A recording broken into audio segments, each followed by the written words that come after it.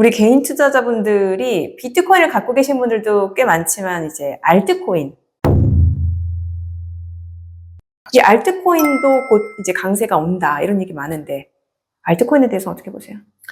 알트코인도 예년이랑은 좀 다를 거라고 저는 생각하거든요. 예년, 네. 이제 크립토, 아까 말씀드렸던 크립토 전체 시가총액을 2조 달러 정도로 보고 그 2조 달러에서 뭐 약간 넘나드는 그런 수준이었을 때는 순환매라는 개념이 너무나도 잘 적용이 됐었어요. 네. 비트코인이 가면 이더리움이 따라가고 그 다음에 이제 나머지 알트코인들이 이제 그 비트코인이나 이더리움의 수익률을 뛰어넘어가지고 폭등을 하죠. 그게 이제 정확히 순환매가 도는 건데 그때는 생각해보시면 지난 비트코인의 14년의 역사 동안 기준금리가 어땠나 보면요. 네. 계속해서 내려오기만 했어요. 그렇잖아요. 2008년 이제 뉴욕발 금융위기 때부터 시작해가지고 2010년에 이제 비트코인 처음 나왔는데 그때부터 계속 기준금리가 뭐 올라갔다 내려갔다 하긴 했지만 쭉 내려가다가 제로금리를 드디어 2020년 전에 네. 이제 터치를 하고 코로나 때 또 계속해서 제로금리를 하다가 이제서야 겨우 5.5%로 올라온 상황이거든요. 그러니까 기준금리가 계속해서 내려가는 추세였고 양적 완화 추세였을 때는 시중에 돈이 흔하죠, 아무래도. 맞아요. 그러니까 이제 넘쳐나는 유동성으로 어디든지 이 돈이 갈 곳을 찾아야만 하는 투자자들이 이제 그동안은 많았다는 거죠. 네네. 그러니까 알트코인으로 넘어갔던 거예요. 그래서 무지성 투자가 가능했고 그때는. 네네. 왜냐면 돈의 값이 쌌으니까 대출 금리도 낮았고 뭐 말할 것도 없었죠. 그때 뭐 분위기라고 하면은. 그래서 이제 2020년에 한번 우리가 어떤 일이 있었나를 돌이켜보면 2020년에 코로나 팬데믹이 터지고 이제 테슬라가 갑자기 비트코인을 결제 수단으로 받겠다. 네. 이러면서 비트코인이 막 관심 받기 시작하더니 밈코인, 도지코인, 뭐 플로키, 시바이노 이런 것들이 네. 귀엽다 하면서 갑자기 가격이 올라가고 귀엽다. 국내에서는 김치코인들의 이름이 예쁘다 이러면서 가격이 올라가기 시작했어요. 네. 엄청 예쁜 이름들의 크레딧 코인도 있고 뭐. 네, 뭐 그런 것들. 그리고 갑자기 메타버스가 놓쳐서는 안 돼 버스라면서 증권사 애널리스트들까지 막 커버를 하기 시작하면서 네. 야 메타버스 세상이 열린대. 그 가상 세계에서 이제 이 알트코인들이 쓰일 거야 하면서 가격이 막 올라가기 시작한 거예요. 뭐 디센트럴랜드도 있었고. 그렇죠. 네. 아마 다들 뭐 지금 물려 계신 분들도 있을 거라서 제가 폄하하기는 싫은데. 네, 저도 물려 있어요.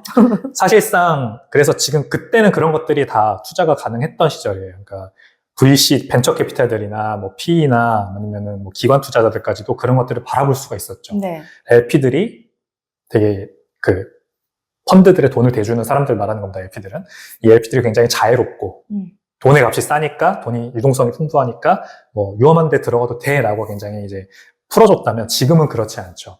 기준금리가 이렇게 5% 이상 미국에서 올라가고 나니까 게다가 인플레이션이 아직도 잡히지 않고 계속되고 그렇죠. 있고 그러다 보니까 지갑을 은행 연준부터 벌써 이제 양적 축소를 하고 있는 중이라서 네네. 계속해서 대차대표를 축소하잖아요. 그리고 은행 금리가 올라가고 그러다 보니까 돈이 이제 희귀하고 예전에 비해서 그러다 보니까 LP들이 지갑을 닫고 네. 벤처 캐피탈, PE 이런 회사들이 펀드들이 아무데나 투자하려고 하지 않아요.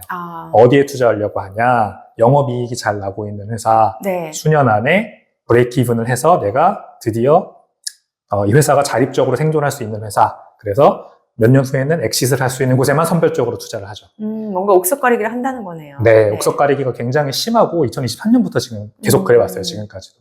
그러니까 기준금리가 올해 안에 다시 제로금리 수준으로 급격하게 내려갈 거라 예상하지 않는다면 네. 한두 차례 내려갈 수는 있겠지만 네. 계속해서 이렇게 중고금리가 유지된다면 이제는 그런 어떤 100년 후의 미래를 보고 희망적으로 알트코인에 투자하는 거는 위험한 상황이라고 사실 인식할 수가 있어요. 네. 이게 주식도 똑같아요. 부동산도 똑같고. 주식도 매그니피선트 7, 7종목만 계속 올라가요. 지금 그렇죠. 네. 네. 미국 전체 시가총액의 30%를 그 7개 종목이 차지하고 있고 테슬라 정도를 제외하면 나머지 다 AI와 연관이 있는 주식들이잖아요. 테슬라도 AI 연관된다고 얘기는 하잖아요. 얘기는 하죠. 네. 얘기는 하죠. 네. 근데 이제 고금리에다 인플레이션 때문에 차가 이제 안 팔리니까 아무래도 언더밸류를 받는 거죠. 나머지 회사들이 사실 S&P 500이나 나스닥 지수를 완전 영끌하고 있고 잘 넘어가지 않죠. 뭔가 주식 그 7종목의 주가가 그렇게 올랐으면 네. 러스텔 2000에 있는 중소형주 중에 좀 탄탄한 것들도 이렇게 넘겨오는 그런 게 있을 만한데 잘 없어요. 근데 되게 선별적으로 일어나죠. 이 회사가 되게 영업이익이 잘 나고 있고 손익분기를 넘을 것 같아 좀 있으면 이제 이런 어떤 큰 성장성이 보이는 회사에만 선별적으로 주가가 다락같이 오르기는 하죠. 비트코인 그 암호화폐 업계로 그래서 놓고 보면 비트코인 외에 그런 성장성이 보이는 알트코인이 있을까는 전 잘 모르겠어요. 그럼 여기서 연결되는 거 이더리움 여쭤볼게요. 최근에 이제 영국이 그 비트코인하고 이더리움과 관련해서 ETN 상장지수 증권을 승인할 거다라고 얘기를 했잖아요. 네. 그리고 이더리움 같은 경우는 뭐 언제가 될지 모르겠지만 역시 현물 ETF 승인 기대감은 있긴 있잖아요. 시기의 문제지. 그렇죠. 이더리움은 그럼 어때요? 일단 ETF 얘기부터 드려보면 네. 이더리움 ETF는 저는 가능성이 높지 않다고 봐요. 이더리움은. 네, 출시될 가능성이 높지 않다고 보고요. 미국은 적어도 그렇습니다. 음. 다른 나라들은 어떨지 모르겠어요. 영국이나 홍콩이 지금 굉장히 가시권에 들어온 걸로 보이는데 비트코인과 이더리움을 같이 내는 방향으로 가고 있거든요. 근데 미국은 이 현재 SEC가 비트코인 ETF를 승인해줬을 때 나왔던 그 레터에서만 봐도 내용이 굉장히 부정적이에요. 이더리움에 대해서는요? 비트코인에 대해서. 비트코인에 대해서. 네, 비트코인이 굉장히 위험하고 투기성이 짙고 그런 위험한 자산이므로 투자에 특별히 조심해야 되고 내가 이거 ETF를 승인한다고 해서 비트코인의 법적 지위를 승인하는 거나 뭐 인정하는 건 아니다 라고 명확하게 못 박았거든요. 네. 그러니까 그레이스케일과의 소송에서 SEC가 패소한 것 때문에 네. 어쩔 수 없이 승인해준다라는 분위기가 아주 뚝뚝 묻어나는 네. 그런 레터였습니다. 이더리움을 만약에 승인을 해주면 SEC가 이더리움 ETF를 나머지 알트코인들 이제 나도 해줘라고 하는 알트코인들까지 다 해줘야 되는 상황으로 번질 수가 있잖아요. 그래서 SEC가 비슷하게 어쩔 수 없이 승인해줘야 되는 상황이 오지 않으면 또 뭐 소송에서 패소하거나 이런 게 아니면은 웬만하면 이더리움 ETF는 쉽지 않을 것 같고요. 네. 영국과 홍콩에서 뭐 이더리움 ETF가 같이 나올 수 있을 것 같아요. 네. 미국과는 다른 뭐 법체계를 가지고 있으니까. 하지만 이제 미국에서 ETF가 나왔을 때랑은 확실히 좀 임팩트가 딸리긴 하겠죠. 그 ETN도 마찬가지고요. ETN도 마찬가지고요. 네. 그게 이제 ETF에 대한 제 관점이고, 네네. 이더리움 자체에 대한 관점은 인터넷이라고 하는 게 주인이 없죠. 인터넷의 주인은 없죠. 인터넷 위에서 좋은 서비스를 만들어서 운영하고 있는 저 회사들의 주인이 있는 거죠. 근데 인터넷이라고 하는 게 우리가 언제부터 이렇게 잘 쓰게 됐나? 2000년대 이제 초반에 IT 버블, 그 닷컴 버블이 꺼지고 나서 그 전만 하더라도 인트라넷이라고 해서 굉장히 네. 좀 세분화돼 있었어요. 그러니까 파편돼 있었어요.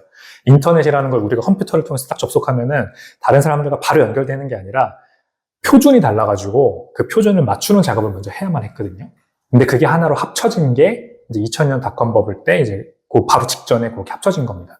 그 덕분에 많은 사람들이 이제 기업가들이 그 위에서 웹사이트를 만들어서 말하자면 건물을 지어서 네. 사업을 할 수가 있었던 거죠. 그러네요. 그래서 이 네트워크라고 하는 것은 이 단일 네트워크가 참 중요하구나. 하나의 공통된 표준이 되게 중요하구나라는 네. 걸 우리가 알 수가 있는 거거든요. 하나의 단일 표준 네트워크는 결국 2등, 3등을 굳이 만들어내지 않습니다. 완전히 하나가 그냥 독점하는 형태로 갑니다. 네트워크라고 하는 것은. 그러면 우리가 암호화폐를 그냥 가상 자산으로 보지 말고 블록체인 네트워크라고 하는 네네. 네트워크로 보자고요. 비트코인이 전 세계에서 제일 큰 네트워크죠. 가장 많은 사용자가 있고 가장 높은 시가총액 가지고 있고 가격도 가장 높고 네. 이제 비트코인이 이렇게 있는데 제2, 제3의 네트워크가 필요할까? 라는 저는 생각을 해요. 네. 결국 비트코인으로 다 흡수될 거다라고 보는 게 합리적이라고 보거든요. 네네. 우리가 카카오톡이나 뭐 페이스북이나 이런 플랫폼을 보기만 해도 한 번 1등의 자리를 굳건히 하면은 네트워크 효과라는 것으로 인해서 2등, 3등이 그것을 뛰어넘기가 정말 쉽지 않습니다. 네. 도대체 언제 나온 회사입니까? 카카오라는 회사가. 그리고 메타, 그 페이스북이라고 하는 메신저 도대체 언제부터 썼던 메신저인데 아직도 전 세계에서 가장 많은 사용자가 이용하는 SNS죠. 네네네. 비트코인은 가장 오래됐고 가장 사용자가 많고 가장 뭐 네트워크 효과로서 승수 효과를 지금 노리고 있는 중이에요. 혼자 또 ETF가 지금 나왔고 그런 관점에서 봤을 때 왜 굳이 2등에 3등에 투자하려고 할까? 1등도 아직 가격이 뭐 어디까지 갈지 모르겠지만 아직 초기 단계인데 네. 승수 효과를 노리고 있는 네트워크 효과를 제대로 누리고는 1등에 투자하는 게 낫다라고 생각을 저는 합니다. 그래서 이더리움 굳이? 라고 생각합니다. 오늘 이사님 말씀 들어보니까 왜 비트코인이어야만 하는지 그 명확한 이유를 좀 알겠네요. 네.